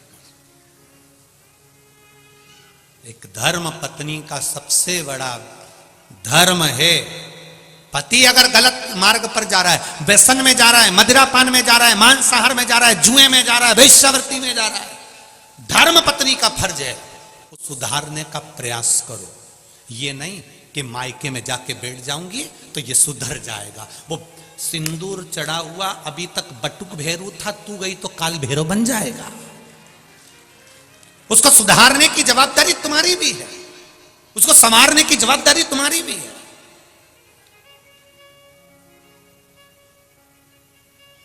कई कई माताएं भी कह देती हैं अपने अपने बेटे के लिए, सुधर जाएगा री, तू ज्यादा ज्ञान मत दे। कल की आई और मेरे छोरे को ज्ञान दे रही है। मेरी माताओं से निवेदन है, तुम इतने साल में नहीं सुधार पाई तो अब का सुधार लोगी? अब उसके भरोसे पे छोड़ दो, वो थोड़ा सा क्रोध दिखाएगी, वो थोड़ा सा बोलेगी, तब जाकर तो उसका पांव रुकेगा। अगर आज तुम उसका साथ दोगी, होता है बाप अपने बेटे को संवारने की चेष्टा करता है, पर माँ जैसे ही बेटा गलत काम करके आता है तो माँ रजाई उड़ा के सुला देती, सो जा तेरा बाप देख लेगा, चुप सो जा। माँ ने अपने बेटे पर रजाई नहीं डाली है, अपने ऊपर माँ ने खुद राख डाल ली है कि जिंदगी बर्बाद कर दी छोरे की। जिस दिन गलत काम कर एक हमने बचपन में पढ़ी थी एक कथा, शायद तुमने भी पढ़ी होगी, कानपुर की जीजियों और जीजाओं, तुमने भी पढ़ा होगा, हमने भी अपने बचपन में पढ़ा था। एक बच्चा पेंसिल चुरा लाया, पेंसिल चुरा के मम्मी को बोला माँ मैं पेंसिल लाया हूँ, माँ ने कुछ नहीं कहा। बच्चा पेन लाया, माँ ने कुछ नहीं कहा। बच्चा बॉक्स लाया, माँ ने कुछ नहीं कहा। बच्चा बैग चुरा लाया, माँ ने कुछ कहा। वो बच्चा नामी चोर हो गया, चोर हो गया, पकड़ाया, ले जाकर खड़ा करा, जेल में डाल दिया, जेल में डाल दिया। तब उस बच्चे से पूछा गया तेरी अंतिम इच्छा क्या है, क्योंकि तुझे सूली पर चढ़ाया जा रहा है। वो बच्चा कहता है मेरी माँ को बुला दो, मैं उनके कानों में कुछ कहना चाहता हूँ। मेरी माँ को बुला दो, मेरी माँ के कानों में कुछ कहना चाहता हूँ। माँ को बुलाया, बच्चे ने अपने दांतों से माँ का कान पकड़ लिया, खून बहने लगा। पुलिस वालों ने छुड़ाया, छोड़ ये तेरी माँ है। वो कहता है आज सूली पर चढ़ाने वाली भी ये मेरी माँ है। अगर पहली बार पेंसिल चुराई थी थप्पड़ मारती तो आज मैं चोर नहीं बनता। हम अपने बच्चों को अगर संवारेंगे तो बच्चा संवरेगा। हम अपने बच्चों को नेक मार्ग दिखाएंगे तो नेक मार्ग पर चलेगा। हम अपने बच्चे को सुधारने का प्रयास करेंगे, बच्चा सुधरेगा। आप अगर बच्चे पर रजाई डाल रहे हो तो बच्चा भी सोचेगा कि मेरी माँ मेरा पक्ष ले रही है तो वो गलत करेगा, ये निश्चित है। थोड़ा सा सवारी हमने पढ़ा है बचपन में, शायद आपने भी पढ़ा होगा, ऐसा नहीं है कि नहीं पढ़ा होगा, पढ़ा सबने होगा।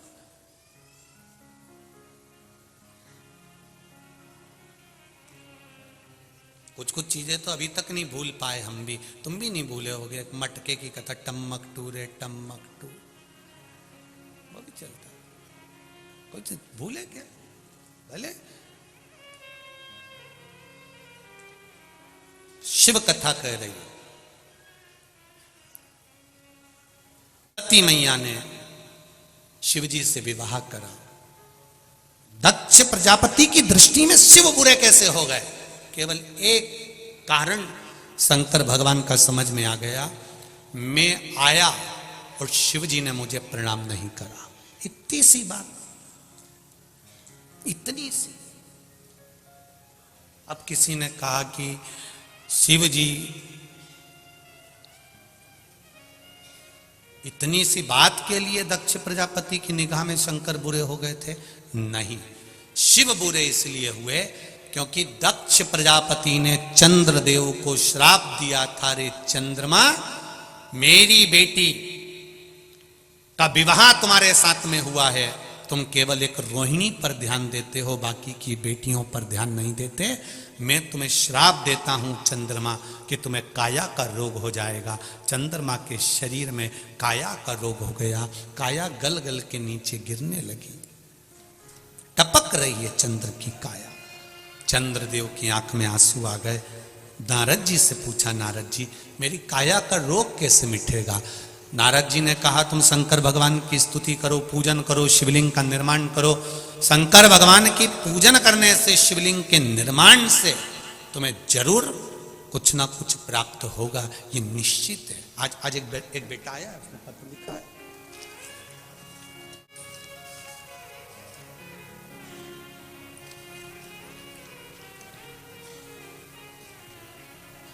शुभम बिश्नोई, रायसेन मध्य प्रदेश से आए हैं। शुभम बिश्नोई कहीं हैं? आप ही हैं? दोनों हाथ हिला दो बाबू। श्री शिवाय नमस्तुभ्यम। बोलना चाहोगे क्या?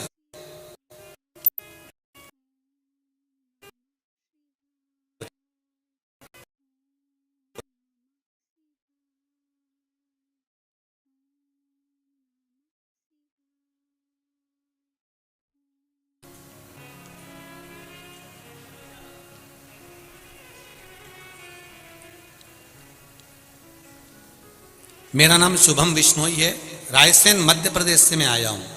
भोलेनाथ की कृपा का क्या बखान करूं गुरुदेव। पहले मैं मंदिर नहीं जाता था, मेरा विश्वास नहीं था भगवान पर। हम बच्चों के मन में आपने विश्वास पैदा करा है। नवयुवक लड़के लड़कियां आज अगर मंदिर जा रहे हैं, शिव जी की और आपके भाव से जा रहे हैं। पहले तो आंख में से आंसू पोंछ लो, उसके बाद बोलो, ठीक है? आंसू पोंछ के फिर बोलिए। शुभम जी, पहले तो आपको बहुत बहुत बधाई कि आप रेलवे में इंजीनियर बन गए हैं, उसकी आपको शुभकामनाएं। कहाँ से आए शुभम जी? उदयपुरा से हूँ गुरुजी, उदयपुरा रायसेन मध्य प्रदेश। रायसेन मध्य प्रदेश से आए। बाबा ने क्या कृपा करी बाबू? गुरुजी मेरा 2020 में सिलेक्शन हुआ था रेलवे में जी। मेडिकल डीबी सब हो गया था, पर काफी टाइम से लेटर माइक पास में लो, माइक। ज्वाइनिंग का लेटर नहीं आया था मेरा जी। तो बस काफी टेंशन में था, काफी टाइम तक सोचता रहता था बहुत कुछ। फिर कथा वगैरह सुनी आपकी मैंने, और रायसेन में भी कथा सुनी मैंने आपकी जी। तो वहाँ से आपने जो बोला ना, एक लोटा जल हर मुसीबत का हल, समस्या का हल। बस बस बस बस उसी दिन के उससे सेकंड डे से मैंने स्टार्ट कर दिया सुबह जल चढ़ाना, और 6 महीने के अंदर अंदर मेरा लेटर आ गया गुरुजी। जय हो, बधाई आपको बाबू, बहुत बहुत बधाई। आपके नैनों में जो खुशी की आंसू है उसके लिए बाबा देवाधिदेव महादेव की कृपा। आप रेलवे में इंजीनियर बने, उसकी आपको बधाई। श्री शिवाय, श्री शिवाय नमस्ते। श्री शिवाय नमस्ते। बाबू बैठिए। हर हर शिव कृपा इसी को कहते। भगवान शंकर औघड़ी दयालु दातार, मेरा कैलाशी, मेरा अविनाशी, मेरा शिव देने में कमी नहीं रखता, उसकी कृपा होना चाहिए। दीदी दूंगा मैं, आप बैठो, दूंगा, बैठिए आप, मौका दूंगा मैं जरूर आप लोगों को। शिव कृपा का उदारता, शंकर की करुणा। महाराज चंद्रदेव को काया का रोग हो गया। देवऋषि नारद ने कह दिया शिवलिंग का निर्माण करो, शंकर भगवान की पूजन करो। शिवलिंग के निर्माण करने से, पूजन से क्या मिलेगा? ये तो कई लोग अब शब्द कहते हैं कि गुरुजी तो शिवरात्रि पर शंकर जी का अभिषेक कराते हैं और शाम को कराते हैं, रात्रि को कराते हैं। अरे भैया, शिवरात्रि का मतलब है शिवरात्रि, रात भर शिव जी की आराधना कर सकते हो। और केवल महाशिवरात्रि से मतलब नहीं है, 12 महीने शिवरात्रि आती है, 12 महीने रात भर शंकर की आराधना कर सकते हो। मेरे शिव जी की पूजन के लिए कोई समय मेरे शंकर के लिए नहीं बताया गया कि तुम सुबह पूजन करना, कि दोपहर में करना, कि शाम को करना। शंकर जगत के पिता हैं और पिता के कमरे में जाने के लिए बेटे को संकोच नहीं करना चाहिए। जब मर्जी पड़े तब चले। तुम्हारा मन करे जब भगवान भोलेनाथ के पास जाओ, तुम्हारा मन करे तब शिव के पास जाओ। जैसे रायसेन से आए हुए बेटे ने लिखा कि हम जैसे नवयुवक बच्चों में भगवान के प्रति विश्वास जागृत हुआ है शिव महापुराण के माध्यम से। और मेरे नवयुवक बेटा बेटियों से निवेदन है, संकोच मत करना। जैसे बेटे ने कथा सुनी, कथा सुनने के बाद दूसरे दिन से नियम बना लिया कि मेरा सब कुछ हो गया पर ज्वाइनिंग लेटर ही नहीं आ रहा, तो उसने भी तो हिम्मत कर कर शंकर के मंदिर में जाना चालू करा। लोगों ने ताने भी दिए होंगे, पढ़ा लिखा लड़का है, बताओ महाराज के कहने पे चल दिया। वो सियोर वाला महाराज ने तो लोगों को पागल करके रख रखा है, सबको मंदिर भेज देता है।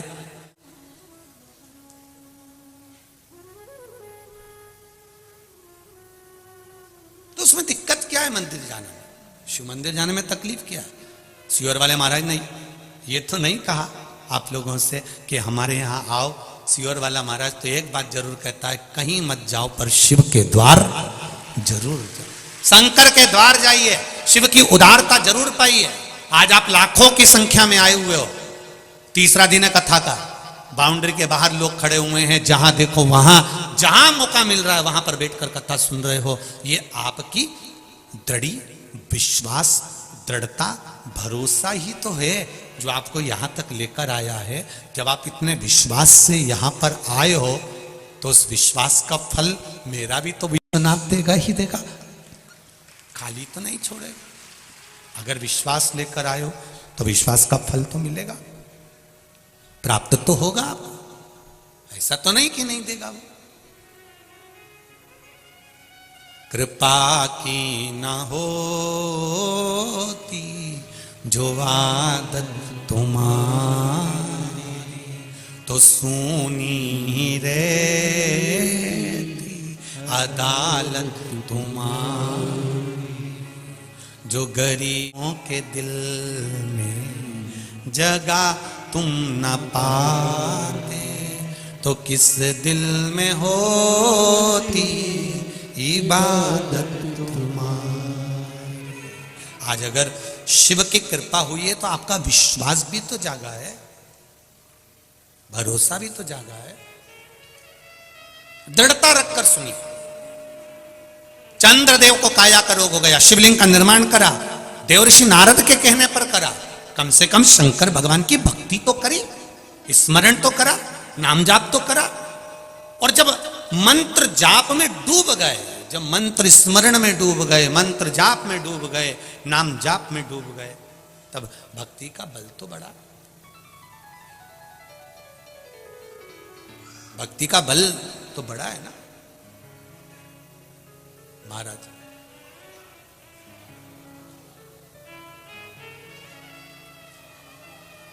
उस भक्ति के बल पर शिव की आराधना।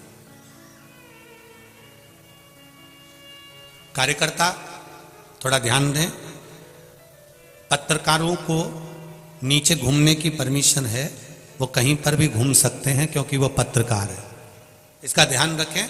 कोई भी कार्यकर्ताओं को नीचे अगर पत्रकार कहीं से फोटो ले रहे हैं या लिख रहे हैं या बैठे हैं, उनको कोई मना नहीं है। पत्रकारों के लिए ये जागरूकता रहे, कार्यकर्ता इसका स्मरण रखें, क्योंकि वो भी अपना समय निकालकर यहाँ पर फोटोज लेने या लिखने या कथा का स्मरण करने आते हैं। तो पत्रकारों से मेरा निवेदन है, आप लोगों के लिए कोई मना नहीं, कार्यकर्ता भी इस चीज़ का स्मरण करें। अगर वो लोग घूम रहे हैं या लिख रहे हैं या पढ़ रहे हैं तो उनका मान सम्मान पूर्ण तरह से, किसी को कोई। और एक बार का निवेदन आप सबसे है, चाहे कोई वीआईपी हो, वीवीआईपी हो या साधारण सा व्यक्ति हो, एक बार अगर कोई बैठ गया है तो उसको ये ना बोलें कि आप इधर बैठो या उधर बैठो। बैठ गया ना, वो शंकर का है, शंकर का रहेगा, वो शिव का है। उसको नहीं मालूम कि आपका वीआईपीपन क्या है, पर वो शंकर का है। इसलिए आपने देखा होगा राम जी की शादी में सारे देवता है, शंकर जी की शादी में पहली पत्रिका ही भूत चुड़ैल को गई थी। तो यहां तो जो आया है वो शंकर का है। और शिव जी की शादी में सबसे आगे देवी देवताओं आगे थे, पर पीछे तो मेरे महादेव के भक्त थे अड़भंग। उनको कोई मतलब नहीं, उनको तो केवल शिव से मतलब, अड़भंगता है।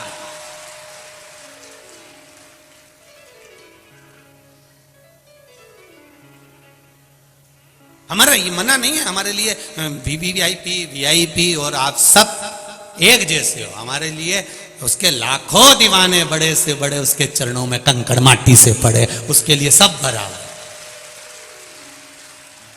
गुलाब जामुन खाओगे तो भी पेट में जाएगी, रबड़ी खाओगे तो भी पेट में जाएगी। हो सकता है तुम्हारे पास में अलग डिपार्टमेंट हो, तुम भेज दो तो वो अलग बात है, पर मेरे महादेव के पास में तो एक ही डिपार्टमेंट है। वो शिव की कथा में आ गया, भगवान ने कह दिया वो भले कुछ भी है उसकी झोली में भर कर भेजूंगा, वो गरीब है अमीर है जो है उसकी झोली मुझे भर। 3 घंटे कथा का रसतत्व आपके लिए और हमारे लिए। केवल आप कथा सुनते ऐसा नहीं है, हम भी कथा सुनते, वाचने के साथ में हम भी उस पर स्मरण करते। भक्ति का बल बढ़ाइए, उसका रसतत्व बढ़ाइए। शिव कथा कह रही, शिवलिंग का निर्माण करा, वो निर्माण करने के बाद में शंकर भगवान के शिवलिंग के निर्माण का जो आनंद था वो चंद्रदेव ने पा लिया और काया के रोग से मुक्त हो गए। काया के रोग से मुक्त। एक बात और आपसे कहेंगे, उतारिएगा। जिसके शरीर में सफेद चमड़ी पड़ने लगती है, चर्म रोग हो जाता है, या चेहरे पर आंख के पास में पूरा कालापन आ जाता है, उसको हमेशा याद रखना है, लाल चंदन का लेपन पीपल के पत्ते पर करिए। काय पर करना है? पीपल के पत्ते पर लाल चंदन का लेपन करिए। लेपन कर कर सोमवार की अष्टमी के दिन उसको लेपन कर कर वापिस निकाल कर शंकर भगवान पर उसका धीरे धीरे त्रिपुंड बनाकर लेपन करना प्रारंभ करिए। जब आप त्रिपुंड बनाकर लेपन करना प्रारंभ करें, उसके बाद उस चंदन को जो सोमवार की अष्टमी है तब निकाल कर लिया है और निकाल कर लाकर उसको डब्बी में, उस चंदन का प्रयोग चर्म रोग के स्थान पर थोड़ी थोड़ी मात्रा में करना प्रारंभ करें, पानी के साथ मिलाकर। परंतु उस चंदन को केवल 6 से 7 दिन में प्रयोग करिएगा, ज़्यादा नहीं। धीरे धीरे चमड़ी, परंतु उसको सोमवार की अष्टमी के दिन सिद्ध कर कर बनाना है, उसको सोमवार की अष्टमी के दिन चढ़ाना है। श्री शिवाय नमस्तुभ्यम या ओम नमः शिवाय या पंचाक्षर मंत्र या महामृत्युंजय मंत्र, जो आपको आता हो, शिव जी का जो नाम आपको याद हो उसको बोलकर चढ़ा दो, उसको लिया, फिर उसको अपने शरीर पर लगाना प्रारंभ करो। उसका फल आपको 15 दिन के अंदर धीरे धीरे धीरे धीरे प्राप्त होना प्रारंभ हो। लाल चंदन का प्रयोग शिव जी के लिए अवश्य। दूसरा, जब विषम परिस्थिति आ जाए, ऐसा लग रहा है कि आपने पशुपति व्रत कर लिया, सोमवार की अष्टमी का प्रयोग कर लिया, मैंने शंकर जी की आराधना कर ली, तो भी विषम परिस्थिति चल रही है, अभी तक कोई सुधार आने को तैयार नहीं है, तब शंकर जी के मंदिर में जब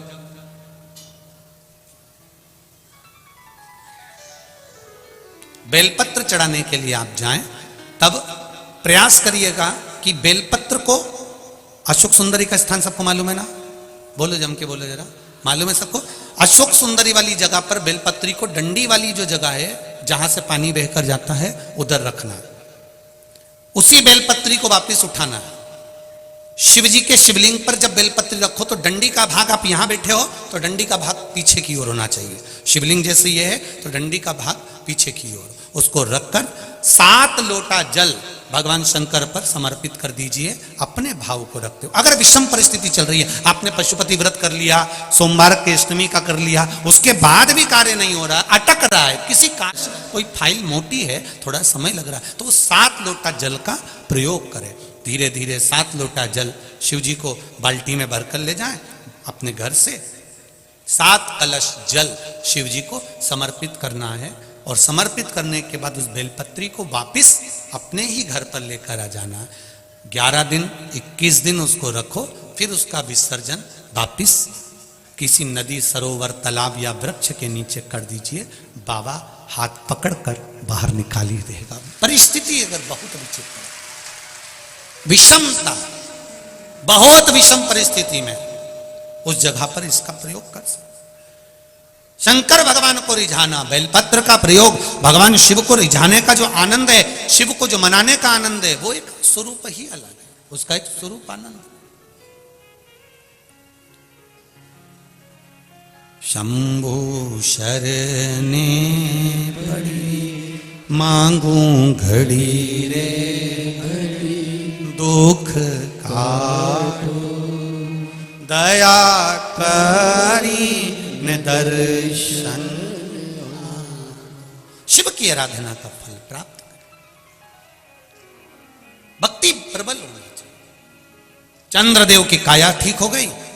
आज दक्ष प्रजापति की सभा लगी है, जाकर बैठ गए, उठ नहीं पाए, नमन नहीं कर पाए, प्रणाम नहीं कर पाए, देख नहीं पाए। जब नहीं देखा, दक्ष प्रजापति को क्रोध आ गया। क्रोध आया, खड़े हो गए, श्राप दे दिया, रे शिव, ये केवल देखने का श्राप नहीं है, ये केवल दक्ष प्रजापति ने इसलिए शंकर जी का अपमान करा क्योंकि इन्होंने चंद्रदेव की काया को ठीक कर दिया था। श्राप दिया था दक्ष प्रजापति ने, और चंद्रदेव जब सभा में आकर बैठे तो उनकी काया ठीक थी। चंद्रदेव की काया बिल्कुल ठीक। दक्ष प्रजापति ने पूछा, चंद्रदेव की काया ठीक कैसे हो गई? मैंने श्राप दिया था तो ये तो ठीक नहीं होना था, फिर यह ठीक कैसे हो गया? तब देव ऋषि नारद ने कहा, दक्ष प्रजापति, तुमने श्राप दिया है, पर सवारने वाला वो भोलेनाथ सामने बैठा हुआ है, उसने सवार।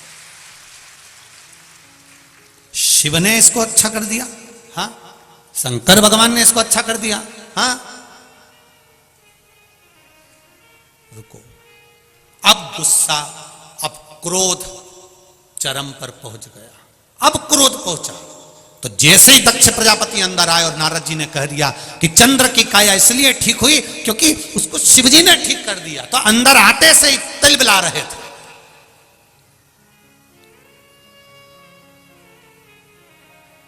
एक बहुत अच्छी बात ध्यान में रखिएगा जरा, कानपुर वालों, एक बात स्मरण अपने पास में रखिएगा, कभी भी कच्चे कान के मत रहना। कोई अगर तुमको भर दे, कोई तुमको कुछ कह दे, कई लोग ऊंचे ऊंचे पद पर बैठे रहते हैं, बहुत ऊंचे ऊंचे सिंहासन उनके पास में रहते हैं, बहुत ऊंचे पद पर बैठने के बाद भी कोई उनको भर देता है, सर सर, इस व्यक्ति ने तुम्हारे लिए ऐसा किया था, सर की बुद्धि में वो बैठ गई, अब सर उससे बदला लेकर तुरंत ट्रांसफर कर दी है। उससे तुम मिले हो, उसको तुमने जाना है, उसको तुमने समझा है, उससे एक बार दिल से बात तो करो, समझ में आएगा। वो ऐसा नहीं है, समझ में आएगा। किसी के लिए अपशब्द कहने से पहले, किसी को ताना देने से पहले, किसी को गाली देने से पहले, किसी को आड़ा टेढ़ा बोलने से पहले, किसी पर उंगली उठाने से पहले, किसी पर आक्षेप लगाने से पहले एक बार उससे जाकर पर्सनल मिलिए, एक बार जाकर पर्सनल मिलो और अपने पूरे परिवार के साथ मिलो कि व्यक्ति ठीक है कि बुरा है, साथ जाइए उसके मिलने के। देंगे आप, बैठो अभी मौका देंगे, पर्सनल मिलिए उसको जाकर आप। और जब आप उसके पास में जाओगे, उससे मिलोगे, अपने दिल की बात कहोगे, अपने चित्त की बात कहोगे, अपने हृदय की बात कहोगे, तब समझ में आएगा कि सामने वाला व्यक्ति कैसा है। मेरा बहू सास की निंदा करती है अपने मायके में जाकर, तो मायके वालों से निवेदन है, सास को बुरा मत मानना, पहले मायके से ससुराल जाओ, बात करो। सास बहू की निंदा करती है तो मेरा निवेदन है, पहले बहू से एक बार मिलो। सास बुरी है तो उससे भी मिलने का प्रयास करना, और बहू बुरी है तो उससे भी का प्रयास करना। जरूर इनमें कुछ ना कुछ अच्छा होगा, ये निश्चित है। हर एक व्यक्ति बुरा नहीं हो सकता, ये निश्चित था। ना सास बुरी है ना बहू बुरी है। हम पहले भी कथा में कहे, कभी व्यक्ति बुरा नहीं होता, व्यक्ति का समय बुरा होता। थोड़ा सा समय गड़बड़ है तो व्यक्ति गड़बड़, बुरा तुम नहीं हो, बुरा तुम्हारा समय है। अच्छा समय आता है तो लोग आपके साथ जुड़े हुए होते हैं, और जब बुरा समय आता है तो लोग आपसे दूर हट जाते हैं। अब तुम खुद अंदाजा लगाओ तो संसार कितना विचित्र है, जरा सोचो तो सही, विचार करिए जरा। जब तुम्हारे छोरा छोरी की शादी होती है, कितने मेहमान आते हैं? बोलो रे कानपुर वालों, जरा बोलो। 25, 50, 100, 200 तो आते होंगे। और रिसेप्शन में कितने आते हैं? 100, 200 तो आते होंगे कि नहीं आते हैं? आते हैं ना। और मान लो रिसेप्शन में इतने लोग इकट्ठे हुए, विवाह में इतने लोग इकट्ठे हुए, और उस लड़का लड़की का संबंध आपस में बेकार हो गया और तलाक की बात पहुंच गई, संबंध खराब हो गया, तो इनको संवारने के लिए कितने आते हैं? बोलो जरा, बोलो, आएगा कोई? कोई। लड्डू खाने सब आए हैं, पकड़ बा, लड्डू खाने सब आए हैं, पेड़ा खाने सब आए, निभाने के लिए सब आए, पर जब बिगड़ती है कोई नहीं आता। जब मनुष्य का बेकार समय चालू होता है, समय चक्र जब उल्टा चलने लगता है, तब कोई नहीं आता, फिर एक आता है, वो मेरा देव अधिदेव महादेव आता है, फिर कोई। चंद्रदेव का जब बेकार समय आया तब महादेव सामने आकर खड़े हो गए। चंद्रदेव का जब बेकार समय आया तब मेरे देव अधिदेव महादेव सम्मुख में खड़े थे। दक्ष प्रजापति को मालूम पड़ा, गुस्सा आ गया, मैंने श्राप दिया और शिव ने संवार दिया। दुनिया चाहे कितना भी बुरा चाहे, अभी आपको शुरू में कथा में कहा था, शिक्षक शिक्षा देता है, गुरु दीक्षा देता है, और मेरा महादेव तुम्हारी झोलियों को भर देता है। मेरा महादेव कभी देने में पीछे नहीं हटता, उसकी कृपा बरसती ही रहती है। आप लोग सोचते होंगे गुरुजी सबको बिठाकर श्री शिवाय नमस्तुभ्यम क्यों बुलवाते हैं? आपको पहले भी कथा में कहा, किसी पोहे की दुकान वाले को देखना, पोहा जो रखता है ना, वो ऐसे ही नहीं रखता, गरम पानी के भगोने के ऊपर रखता। क्यों? बोलो बोलो जरा जम के बोलो। पोहा गरम बना रहा। आप लोगों को बैठकर भजन करने का, श्री शिवाय नमस्तुभ्यम बोलने का इसलिए कहते हैं, जिससे आप बैठकर जब मंत्र का जाप करोगे तो ये निश्चित है आपके जीवन में भी वो बल मिलेगा कि आपका परमात्मा का संबंध जुड़ जाएगा। ये निश्चित था। थोड़ा आनंद की अनुभूति है। शिव सुने आपकी बात, बाबा स्वीकार करे आपकी बात, इसलिए बैठकर श्री शिवाय, और ऐसा नहीं नमस्तुभ्यम ये 5 बार बोलने के बाद अपने हृदय की बात भी बोलना है आपको बाबा को। इसलिए हम सबकी तरफ से एक साथ बोल देते हैं, भोला सब दुख, जरा जम के बोलो, भोला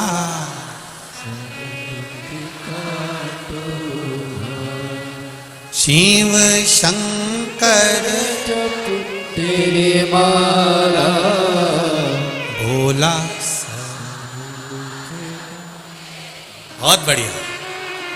भोला सब दुख काटो मारा। भगवान से प्रार्थना करते रहो, एक दुख नहीं सब दुख काट। एक दुख से मतलब नहीं, सब दुख से।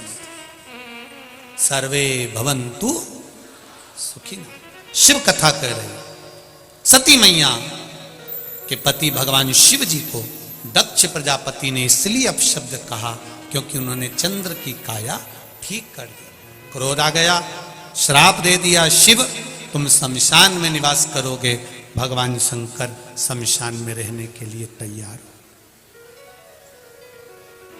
जाई विधि राखे राम, ताई विधि रही है, सीताराम सीताराम सीताराम।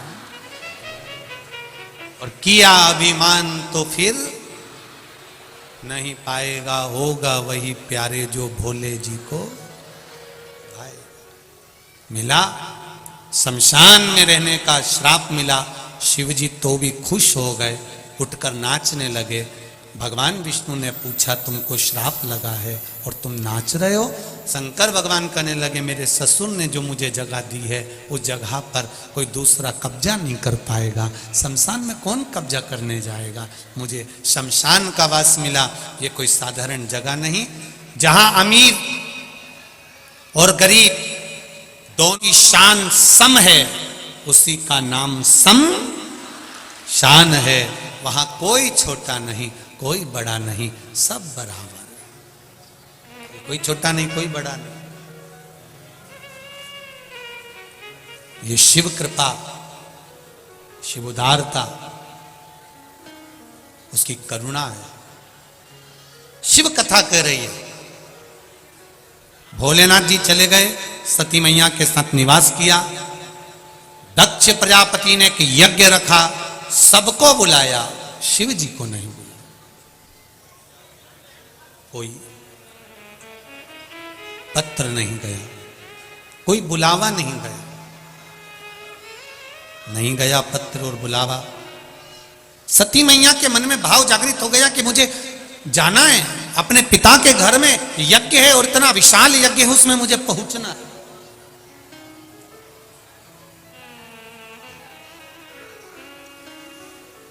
मेरे पिता के घर के यज्ञ में मुझे जाना,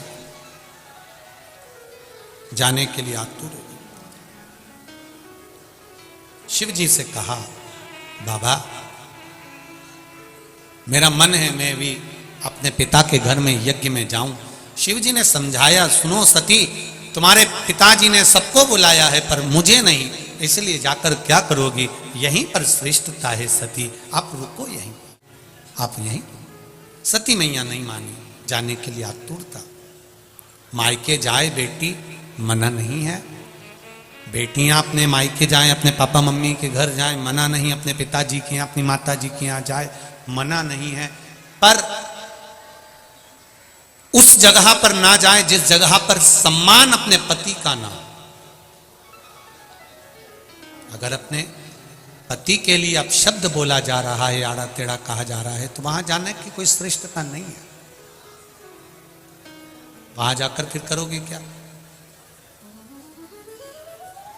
उसकी श्रेष्ठता समाप्त है। जाओ पिता के घर में,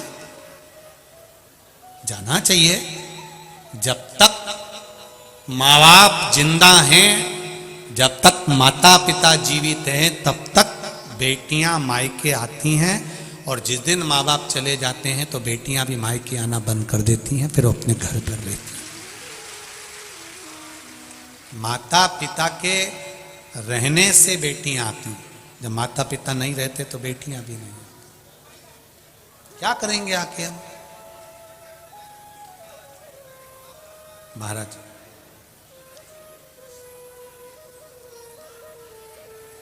शिव कथा कह रही है, शिव महापुराण की कथा कर रही है। सती मैया ने जिद पकड़ ली, गई, जाकर देखा तो सबका स्थान था, पर अपने पति का स्थान नहीं था। जल नैनों से बह रहे थे, क्रोध आ गया था। सती मैया ने कहा, पिताजी सबको बुलाया पर मेरे पति का स्थान नहीं है। क्रोध की अग्नि में आकर सती मैया यज्ञ के कुंड में कूद गई। शिव महापुराण की कथा यहाँ एक बात कहती है, कोई धार्मिक आयोजन हो, यज्ञ अनुष्ठान हो, घर में कोई अच्छा कार्य हो रहा हो, तो बढ़ चढ़कर हिस्सा लो, उसमें अड़चन उत्पन्न मत करो। सती मैया ने गलती कर दी, वो गलती अपने को नहीं करना है। माता सती ने एक गलती करी कि यज्ञ की कुंड में कूद गई सती माता, और यज्ञ के कुंड में कूदी, भगवान शंकर को क्रोध आया, दक्ष प्रजापति का सिर कट गया, अग्नि में गिर गया।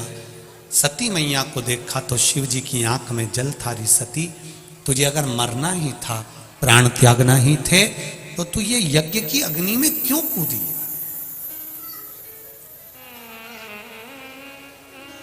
यज्ञ कुंड में कूदना यह श्रेष्ठता नहीं है। कोई अच्छा कार्य हो रहा हो, रामायण भागवत गीता शिव पुराण यज्ञ अनुष्ठान दान भंडारा भोजन कुछ अच्छा हो रहा हो, धार्मिक आयोजन हो रहा हो, बन सके तो उसमें सहयोग करो, ना बन सके तो थोड़ा सा पीछे हट जाओ।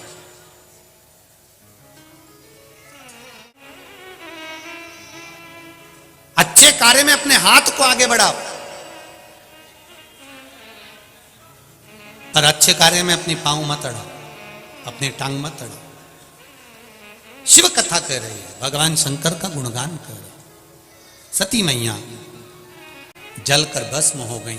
शिव जी ने कहा, सती तू यज्ञ की अग्नि में कूद कर अपने प्राणों को त्यागी है, इसलिए मैं तुझे कहता हूं सती, तू कोयल की योनि पाएगी, और जब दो अधिक होंगे, 2 आषाढ़ पड़ेंगे, अधिक मास में जब 2 आषाढ़ पड़ेंगे तब तू मेरा पूजन अर्चना करेगी, और पूजन अर्चना करेगी तब उस योनि से छूटेगी। हमारे यहाँ पर आषाढ़ के 2 अधिक पड़ते हैं तब हम उसको कोकिला अधिक मास कहते हैं। जिस समय पर माता सती ने कोयल की योनि पाने के बाद में शिव जी का भजन पूजन अर्चना किया, अर्चना करते करते सती मैया कोयल की योनि में थी। 2 आषाढ़ पड़ने पर, 2 अधिक मास पड़ने पर, अधिक मास में 2 आषाढ़ पड़े तब उन्होंने शिव अर्चना में अपना मन लगाया। कोयल बनकर अपनी चोंच में पानी भरती थी, पंख पर पानी लगाती थी और शिव जी पर जाकर झड़ा देती थी। शिव नाम का गुणगान करती थी कोयल की योनि में भी। कोयल की योनि पाने पर भी शिव नाम का गुणगान करती। बहुत ध्यान दीजिएगा, आज संसार सागर में शिव महापुराण की कथा मिल रही है। आज आस्था चैनल के माध्यम से, फेसबुक के माध्यम से, यूट्यूब के माध्यम से, और अपन कानपुर की इस पावन धरा पर कल्याणपुर में बैठकर कथा सुन रहे हैं, तो समझ लेना हमारी ना जाने कितनी योनियां सुधर गई होंगी, तब जाकर हमें ये शिव पुराण की कथा, तब जाकर हमारे जीवन में शिव तत्व प्राप्त हुआ है, शंकर का अनुमोदन हुआ है, शिव महापुराण मिली है सहजता से। शिव कथा कह रही, भगवान शंकर का संवाद कराए, आनंदमय लीला कर रही है। कोयल की योनि से माता सती छूट गई, हिमालय राज की कन्या पार्वती के नाम से विख्यात हो गई। जन्म लिया, देवऋषि नारद ने उनका जन्म वर्णन कर दिया कि इसको तो दुख मिलेगा, पति नग्न वेशधारी मिलेगा, मृग चर्म लपेटने वाला, भस्म रमाने वाला, जटाजूट बांधने वाला। तब देवऋषि नारद ने कहा ऐसा पति मिलेगा। तब मैनावती ने कहा मैं बेटी का विवाह नहीं करूंगी। हिमालय राज ने भी कह दिया ऐसे घर में बेटी क्या देना। आज आप सबसे एक ही निवेदन करना चाहेंगे हम कि बहुत बड़ा पेट्रोल पंप देखकर या बहुत बड़ा गाड़ी बंगला देखकर या बहुत जागीर देखकर बेटी को नहीं बिहाना। बेटी को ये देखकर बिहाना कि लड़का सही हो, कोई गलत व्यसन में ना डूबा हुआ हो, जो आपकी बेटी का आदर कर सके, बेटी का सम्मान कर सके, बेटी का आदर और सम्मानजनक शब्दों से संबोधन कर सके। वरना बेटी अगर जाकर अच्छे बहुत पैसे वालों के यहाँ दे दो और बेटी को रोना पड़े तो वो फिर कन्यादान का कोई महत्व नहीं है। हमारा उस कन्यादान की कोई महत्वता नहीं है। उस बेटी को सुख रहना चाहिए और वाणी का सुख मूल हो। पार्वती जी का विवाह शिव जी के साथ पक्का हो गया। भगवान देवाधिदेव महादेव माता पार्वती जी के साथ में मंगल विवाह करते हैं। सुंदर शिव जी की बारात आ रही है, पार्वती मैया पधार रही हैं। शिव जी के साथ में जोरदार ताली बजाकर स्वागत करें।